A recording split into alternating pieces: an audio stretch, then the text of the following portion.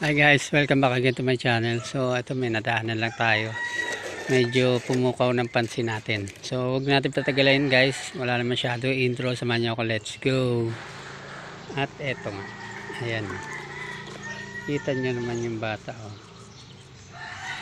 Ang liit oh. Pero tumutulong kay papa niya oh. Diba? Naglilinis. Bihira yan guys. Kahit ako, ngayon lang ako nakakita niyan eh.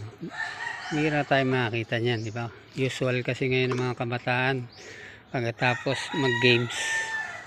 Ma, ano ulam? Di ba guys? Eto, ayan oh.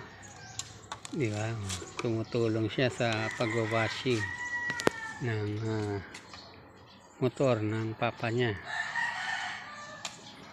Di ba? So, 8 years old. Sige boss.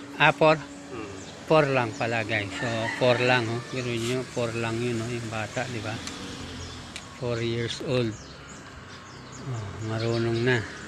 Yung mga senyales na paglaki niyan, marunong sa gawaing bahay yan, madiskarte. Di ba? Kasi pag ang bata, puro lang hingi, puro lang games.